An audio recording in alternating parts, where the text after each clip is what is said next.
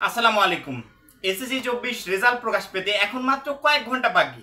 আজকের দিনটা দেখো, আজকের দিনটা প্রায় শেষ। আমরা একবারে শেষ পর্যায়ে এসে ভিডিওটা বানাচ্ছি। আর মাত্র কয়েক ঘন্টা বাকি, 12 তারিখে আমাদের রেজাল্টটা দিয়ে দিবে। একটু কল্পনা করে দেখো, আমার ক্লিয়ার মনে আছে যে পরীক্ষাটা শেষ করে শিক্ষার্থীরা বারবার প্রশ্ন করছিল, ভাই আমার রেজাল্ট কবে দিবে। পরবর্তী যখন তারা শুনতে পারে যে 2 মাস পর রেজাল্টটা প্রকাশ পাবে, সবাই কিন্তু একটা স্বস্তি নিঃশ্বাস ফেলেছিল যে এখনো অনেকটা টাইম বাকি আছে।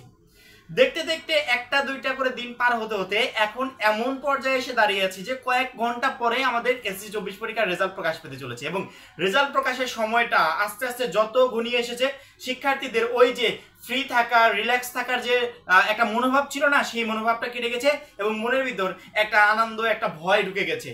একদিকে আনন্দ লাগছে, দ্বিতীয় ভয়ও কাজ করছে যে কেমন জানি রেজাল্ট হয়। ভালো একটা রেজাল্ট করে যদি পিতা মাতার মুখ যদি উজ্জ্বল করতে পারে, সেক্ষেত্রে তো কোনো কথাই নেই। তার থেকে হ্যাপি মানুষ ওই রেজাল্টের দিন আর কেউ হবে না। দেখো, রেজাল্ট নিয়ে টেনশন হবে, এটা স্বাভাবিক। এবং যেদিন রেজাল্ট প্রকাশ পাবে, যে কয়েকটা ঘন্টা পরে আমাদের রেজাল্ট প্রকাশ পাচ্ছে, রেজাল্ট প্রকাশের দিন সকালবেলা থেকে তোমাদের টেনশনটা একেবারে চরম পর্যায়ে গিয়ে চলে যাবে এবং তুমি এত পরিমাণে এক্সাইটেড থাকবে যে কেন রেজাল্ট প্রকাশ পাচ্ছে না। আমরা ভয় পাচ্ছি ঠিকই, কিন্তু রেজাল্ট প্রকাশের 5 মিনিট আগেও আমরা এত পরিমাণে এক্সাইটেড থাকবো যে 5টা মিনিট এখনো সময় আছে, এখনো কেন লেট হচ্ছে, রেজাল্টটা এখনই দিয়ে দিক।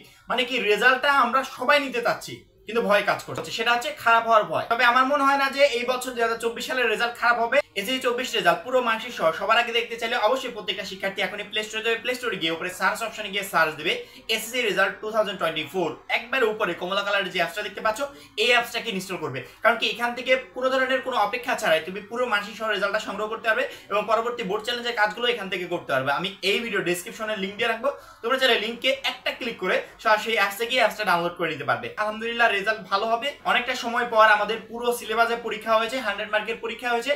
সেই ক্ষেত্রে আমার মনে হয় না যে এই বছর 2024 সালে শিক্ষার্থীরা কেউ খারাপ পরীক্ষা দিয়েছে বা রেজাল্টও খারাপ হবে। ইনশাআল্লাহ যা লিখেছো, যতটুকু লিখেছো, আমরা দেখেছি শিক্ষকরা সর্বোচ্চ নাম্বার দিয়েছে। তার পরিপ্রেক্ষিতে আমরা সবসময় বলি শিক্ষার্থীদেরকে অবশ্যই ভালো একটা রেজাল্ট হতে চলেছে। এবং এই মুহূর্তে এসে রেজাল্ট নিয়ে টেনশন করে তুমি কিছুই করতে পারবে না। টেনশনটা যতটা কমানো যায়, টেনশন হবে। কারণ কি আমাদের 10 বছরের ফল, আমরা 10 বছর যে সাধনা করেছি, সেই 10 বছরের সাধনার ফল আমরা অবশ্যই একটা বোর্ড পরীক্ষার মাধ্যমে পেতে চলেছি, এসএসসি পরীক্ষা।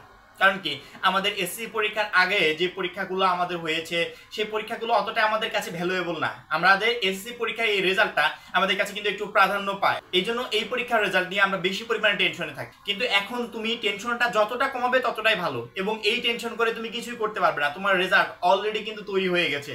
তুমি পরীক্ষায় তুমি এখন জানো না, তোমাকে অপেক্ষা করতে হচ্ছে 12 তারিখ পর্যন্ত। আমার আমি বলছি কথাগুলো আমার নিজের কাছে ভালো লাগছে যে তুমি অপেক্ষা করছো 12 তারিখ পর্যন্ত, কিন্তু তোমার নাম, সাপোজ তোমার নাম মনে করো সবুজ। 2024 সালের এসএসসি পরীক্ষায় কত পয়েন্ট পেয়েছে, কোন সাবজেক্টে কত নাম্বার পেয়েছে, কোন সাবজেক্টে কত জিপিএ, সেটা কিন্তু অলরেডি তৈরি হয়ে গেছে। ঠিক আছে, সেটা অলরেডি তৈরি হয়ে গেছে, কিন্তু তুমি জানো না। এবং এই জানার জন্যই আমাদেরকে প্রচন্ড পরিমাণে এক্সাইটেড থাকতে হয় যে রেজাল্ট প্রকাশ পেলে আমরা এত পরিমাণে তাড়াহুড়ো করি যে আমি আমার রেজাল্টটা কখন জানতে পারবো। দেখো, আমি বলছি আমার মাঝে একটা ভালো লাগা কাজ করছে। কারণ কি এই ফিলটা আমিও করেছিলাম। আমি যখন বোর্ড পরীক্ষার রেজাল্টের অপেক্ষায় থাকতাম, তখন এরকম ফিলিংসটা আমারও হতো। এবং কথাগুলো বলতে গিয়ে আমি কিন্তু অনুভব করতে পারছি যে তখন আমার কেমন লাগতো, যে যখনই রেজাল্টটা প্রকাশ পাবে, রেজাল্ট প্রকাশের 5 থেকে 10 মিনিট আগে ফিলিংসটা আসলে অন্যরকম হয় যে কি জানি কি রেজাল্ট হবে। আমি অবশ্যই রেজাল্ট প্রকাশের ঠিক আগ মুহূর্তে নামাজ পড়তাম, আল্লাহর কাছে দোয়া করতাম রেজাল্ট দেখার আগে যে আল্লাহ যা দিচ্ছ ভালো কিছু যেন হয়, অবশ্যই যেন পিতামাতার মুখটা উজ্জ্বল করতে পারি। পরবর্তীতে নামাজ শেষ করে যখন রেজাল্টটা দেখতাম যে আলহামদুলিল্লাহ ভালো কিছু একটা হয়েছে। কারণ কি আমি আমার পরিশ্রম করেছিলাম এবং ফল দেওয়ার মালিক কে ছিল? অবশ্যই আল্লাহ ছিল।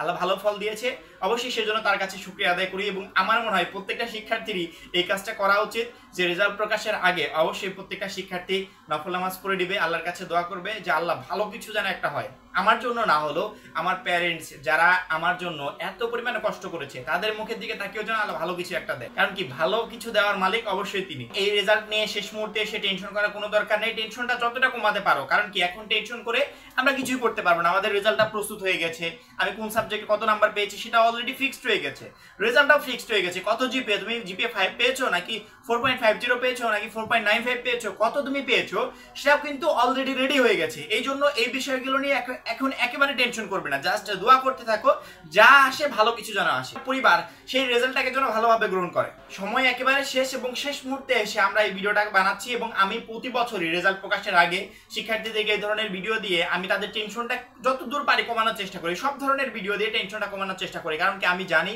যে বোর্ড পরীক্ষার রেজাল্টের সময় আসলে কেমন টেনশন হয়।